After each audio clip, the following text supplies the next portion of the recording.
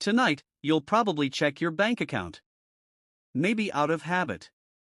Maybe out of worry. The number will be roughly what it was last week, maybe a little less. You'll feel that familiar pull in your stomach, and you'll tell yourself the same thing you've told yourself before: next paycheck, things will be different. But what if they won't be? And what if that has less to do with discipline than you think? Most people promise themselves they'll save more money. Most people fail. Not because they're lazy or bad at math, but because they're fighting a brain that was never designed for modern finance. The real problem begins with a brain that's roughly 200,000 years old. Older than money. Older than bank. Older than the idea of saving for retirement. For most of human history, there was no such thing as a savings account. There was only food, water, shelter, and surviving the next day. Your ancestors didn't think about retirement, they thought about tonight. And the brain that helped them survive is still the brain you're using today. Anthropologists call the system our ancestors lived in an immediate return economy. Resources were gathered, shared, and consumed quickly. Food wasn't stored for years. It was eaten. If someone hunted a large animal, the meat was distributed throughout the group. In many societies, accumulating too much for yourself was discouraged. People who tried to hoard resources could lose status or even be excluded from the community. For thousands of generations, survival depended on sharing, not stockpiling. Then, around 12,000 years ago, agriculture changed everything. For the first time, humans could store large amounts of food. Grain could be kept for months or years. Saving suddenly became useful.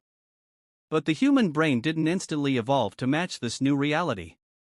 In evolutionary terms, 12,000 years is a very short time.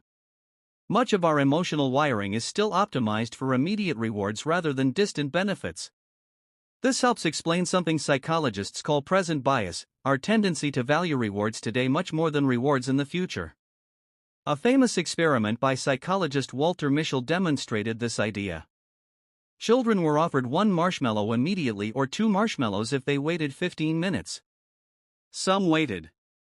Many didn't. Researchers later found that the children who delayed gratification often experienced better outcomes later in life.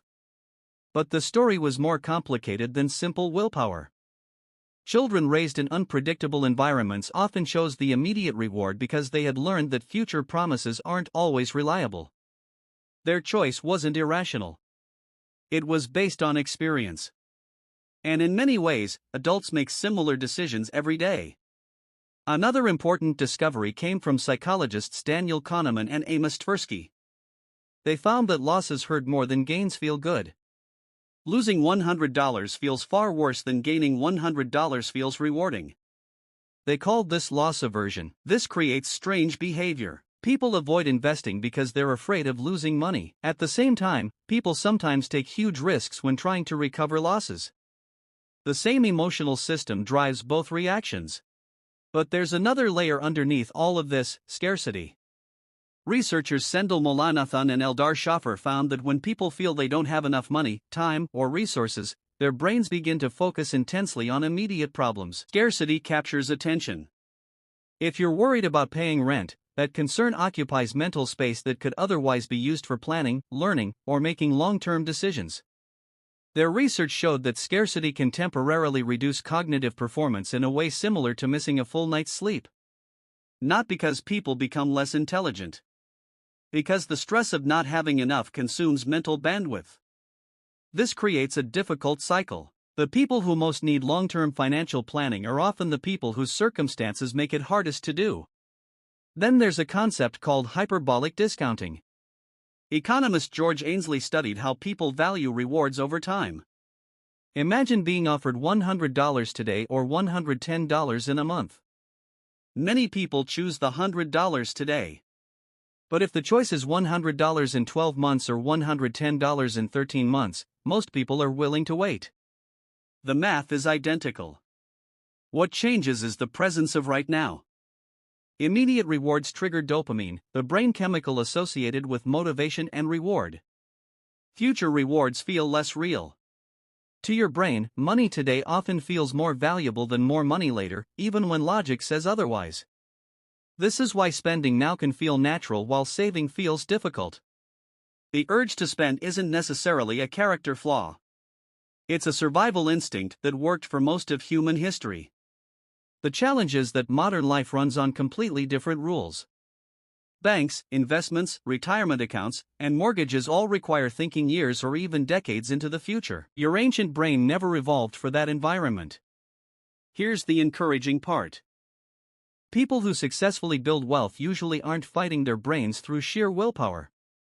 Instead, they design systems that remove decisions.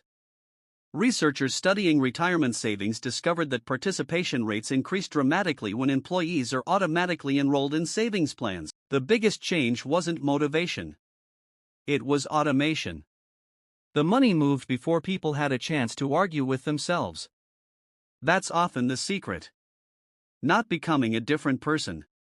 Not finding endless self-control, but creating systems that work even when motivation disappears. And motivation always disappears eventually. Modern technology makes this challenge even harder. Every notification, every short video, every click, and every purchase is designed to deliver immediate rewards. Companies spend billions of dollars capturing your attention and triggering the same reward systems that once helped your ancestors survive. Meanwhile, saving money offers very little immediate feedback. There's no exciting notification when your savings quietly earn a few dollars in interest. There's no dopamine rush from something you chose not to buy. The brain naturally favors action over patience. So the next time you open your banking app, remember this. That number isn't simply a measure of intelligence or effort. It's a reflection of how well you've learned to navigate a brain that evolved for a completely different world. You're not bad with money. You're using software that's 200,000 years old in a financial system that's only been around for a tiny fraction of that time. And once you understand that, you can stop blaming yourself and start building systems that work with your brain instead of against it.